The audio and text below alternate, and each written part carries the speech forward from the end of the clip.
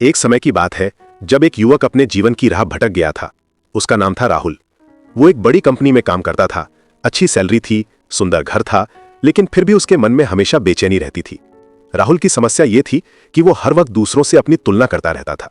Social media पर देखता कि कोई नई गाड़ी खरीदी है तो उसे लगता कि वो पीछे रह गया है। कोई विदेश घूमने गया है तो उसे अपनी जिंदगी बोरिंग लगने लगती थी।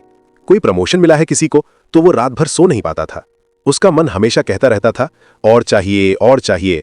राहुल के दोस्त उसे समझाते थे कि वो बहुत अच्छी जगह है, लेकिन उसका मन किसी की नहीं सुनता था। वो हर दिन उदास रहता और अपनी किस्मत को कोसता रहता था। एक दिन राहुल अपने दादाजी के पास गया। दादाजी 80 साल के थे, लेकिन उनके चेहरे पर हमेशा शांति दिखती थी। राहुल ने अपनी परेशानी बताई। दादाजी ध्यान से सुनते रहे, फिर अपनी आंखों में करुणा लिए हुए बोले।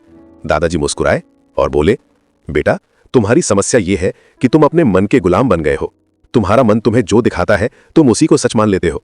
लेकिन मन तो एक बच्चे की तरह है, जो भी चमकदार चीज देखता है उसी की तरफ भागता है। राहुल ने पूछा, लेकिन दादाजी, मन तो सबका भटकता है, इसे कैसे काबू में करें? दादाजी ने एक कहानी सुनाई। एक राजा था, उसके पास 2 घोड़े थे। एक घोड़ा बहुत तेज था, लेकिन जिद्दी था। दूसरा घोड़ा धीमा था, लेकिन समझदार था। राजा हमेशा तेज घोड़े पर सवार होता था क्योंकि वो जल्दी पहुंचना चाहता था। एक दिन राजा को एक जरूरी काम से दूसरे शहर जाना था। उसने तेज घोड़े को चुना, लेकिन रास्ते में घोड़ा अपनी मर्जी से इधर उधर भागने लगा। राजा उससे रोकने की कोशिश करता रहा, लेकिन घोड़ा नहीं माना। कभी वो खूबसूरत बगीचे की तरफ भागता, कभी नदी की तरफ। नतीजा ये हुआ कि राजा गलत रास्ते पर चला गया और रात होने तक जंगल में भटकता रहा। उसे डर भी लगा और भूख भी। अगले दिन राजा ने धीमे लेकिन समझदार घोड़े को चुना। ये घोड़ा राजा की हर बात मानता था।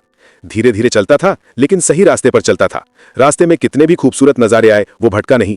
राजा समय पर अपनी मंजिल पहुंच गया और बहुत खुश था। दादाजी ने समझाया, बेटा, तुम्हारा मन उस तेज घोड़े की तरह है। वो तुम्हें तुरंत सब कुछ दिलाने का वादा करता है, लेकिन गलत रास्ते पर ले जाता है। तुम्हारी बुद्धि उस धीमे घोड़े की तरह है। वो धीरे चलती है, लेकिन सही दिशा दिखाती है। राहुल को समझ आने लगा। उसे लगा जैसे कोई धुंध हट रही हो। दादाजी ने आगे कहा, जब तुम सोशल मीडिया देखते हो और दूसरों से तुलना करते हो तो ये तुम्हारे मन की आवाज है।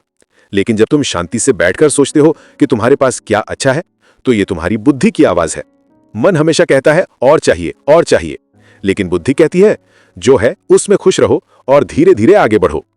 मन तुम्हें दिखाता है कि दूसरे कितने आगे हैं, लेकिन बुद्धि दिखाती है कि तुम कहां से कहां पहुंचे हो। राहुल ने पूछा, तो मैं अपनी बुद्धि को कैसे मजबूत दादाजी ने जवाब दिया, रोज सुबह 10 मिनट शांति से बैठो, अपने मन की आवाज